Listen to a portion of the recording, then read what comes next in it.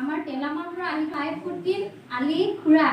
তেখেতৰ লগত আজি আমি কথা পাতিব বিচাৰিছো গতিকে তেখেত আছে আমাৰ 5 নম্বৰ বেডত হয় নহয় গতিকে মই এখিনি সময় তেখেতৰ নামটো আপোনালোকক জনালে তথাপি তেখেতৰ মুখৰ পৰা আমি জানিলো তেখেতৰ নামটো কি গতিকে খুৰা আপোনাৰ নামটো জনাব সাইফুদ্দিন আলী আপুনি ক'ৰ পৰা আহিছে তেলেমৰ পৰা আপোনাৰ কি কি অসুবিধা আছে আপোনাৰ বেমাৰটা কি কি আছে মোৰ বেমাৰটো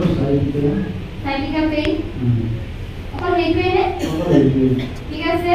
আমাৰ খুৰাৰ সাইটিকা পেইন আছে বুলি জনাইছে গতিকে আপোনাৰ ইয়াত থেৰাপি লৈ কিমান দিন হৈছে আজি 11 দিনত কৰিছে মানে তেখেতে সম্পূৰ্ণ 10 দিন থেৰাপি লৈ আজি 11 দিনৰ থেৰাপিটো লৈ আছে গতিকে তেখেতে 10 দিন বা 11 দিন থেৰাপি লৈ তেখেতৰ অনুভৱটো আমি জানিব বিচাৰোঁ হয় নহয় আপোনাৰ এই 10 দিন 11 দিন থেৰাপি লৈ আপোনাৰ কেনেকুৱা লাগিছে বাৰু বহুতখিনি আৰাম পাইছে ঠিক আছে আগত খোজ কাঢ়িব পৰা নাছিল আৰু এতিয়া মই ষ্টেচনৰ পৰা খোজ কাঢ়ি যাওঁ এতিয়া খোজ কাঢ়ি যাওঁ এবাৰ জোৰকৈ হাত চাপৰি হ'ব লাগে সাইটিকা প্ৰব্লেমটো সাইটিকা পেইনটো কিমান এটা ডাঙৰ সমস্যা হয় নহয় খোজ কাঢ়িবলৈ অসুবিধা বহিবলৈ অসুবিধা বেছি দেৰি আমি থিয় হৈ থাকিব নোৱাৰোঁ টানি টানি ধৰে ভৰিবিলাক আৰু সেনেকুৱা এটা সমস্যা তেখেতে মাত্ৰ আমাৰ 11 দিন থেৰাপি লৈ ভাল পাইছো বুলি আমাক জনাইছে গতিকে মই এইখিনি এটা কথা শুনিব বিচাৰিছোঁ আমাৰ খুৰাৰ এটা কথা শুনিব বিচাৰিছোঁ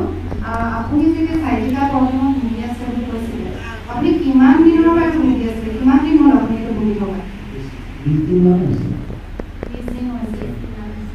ঠিক আছে তেখেতে জনাইছে যে 20 দিন হৈছে বুলি এতিয়া আপোনালোকক মই অলপ আগত এটা কথা ক'লো যে সমস্যাটো যিমান পুৰণা হয় সিমান বেছি সময় লাগে তেখেতৰ 20 দিনৰ সাইটিকা সমস্যা আছিলে সেইকাৰণে তেখেতে 10 দিন 11 দিন থেৰাপি লৈ আৰম্ভ কৰিবলৈ সক্ষম হৈছে হয় নহয় গতিকে লগতে আমি এটা কথা আপোনালোকক জনাওঁ যে 10 দিনৰ ভিতৰত বিশেষকৈ আমাৰ ডিলিনেকশ্যনে দেখা দিব পাৰে হয় নহয় বাৰু কোৱা হয়নে নহয় গতিকে আমি খুৰা সুধিব বিচাৰিছোঁ যে আপোনাৰ ডিলিনেকশ্যন হৈছিলে নে আপোনাৰ বিষ হৈছিলে হয়নে কেনেকৈ বিষ হৈছিলে মানে আগৰ যিখিনি বিষ হৈছিলে তাতকৈ বাঢ়ি গৈছিলে নেকি বাৰু বাঢ়ি গৈছিলে সেই বিষটো আপোনাৰ কিমান দিনলৈকে থাকিলে 3 দিন আছিল আৰু তাৰপিছত আপুনি ভাল পাই গৈছে বাৰু ঠিক আছে এবাৰ জোৰকৈ হাত চাপৰি ল'ব